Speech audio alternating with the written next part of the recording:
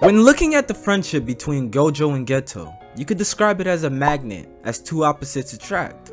With the differences in ideologies and beliefs, you would think that they wouldn't be able to stand each other, yet they were best friends. So how does one go into a downward spiral so bad without the other noticing? How does one fall into darkness while one stays in the light? Well, Gojo, thought to be a man who hasn't eaten, was actually a man deeply troubled within himself, contemplating whether he should stay a hero or become a villain.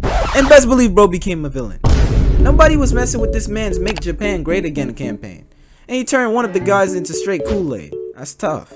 So this brings me to the question, is Gojo a bad friend? I'm going to leave that up to y'all to decide, but I want to ask, how would you feel if you were in Geto's position?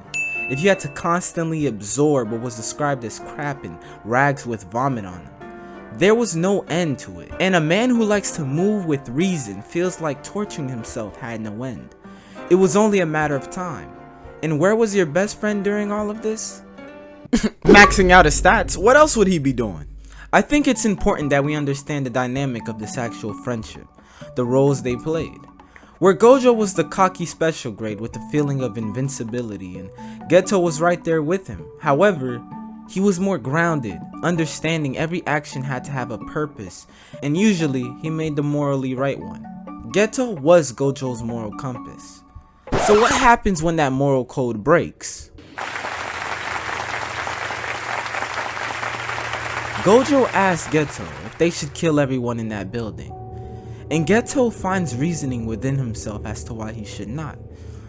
Not only was he answering Gojo, but as Gojo walks away, he is still talking to himself. It's because Geto deep down wanted to do the same, yet he had to have a reason. And that's when Gojo asked him, does there have to be a reason?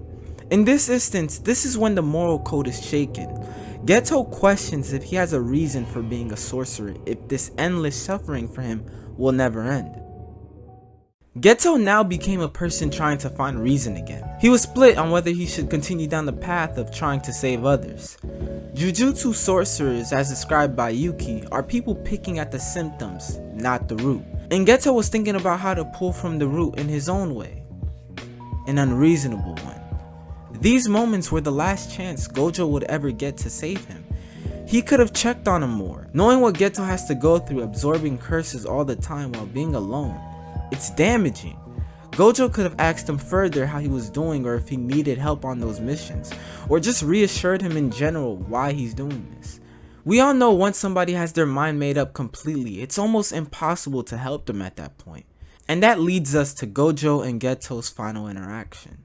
The infamous KFC Conference between Gojo and Geto sets everything into place for the future of their characters. After burning down his entire village and killing his parents, Geto is feeling better than he ever has in the past year. And in comes Satoru Gojo, the newly dubbed strongest sorcerer, to finally try to make things right with his best friend. But what he doesn't know is that it's way too late for that now.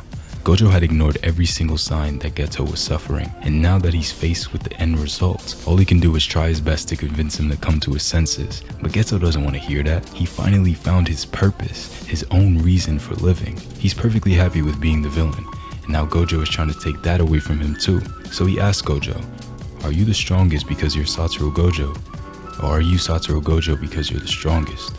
Implying that Gojo's strength is only in his abilities, which were given to him by his family name, rather than the true strength of conviction and resolve that Geto is feeling right now.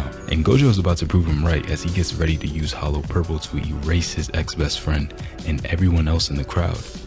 When Geto tells him that he has every right to do it, Gojo finally gives up on fighting him and allows him to take his villainous path. Gojo asks his teacher if he's strong.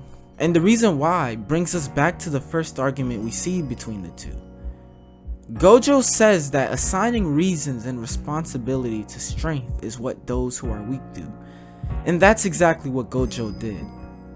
What held him back from killing Geto in public in front of all those people was reason and responsibility.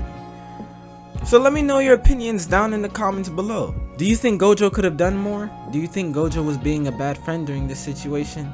And if so, I would like to hear why. And thanks to rariKP for helping me out.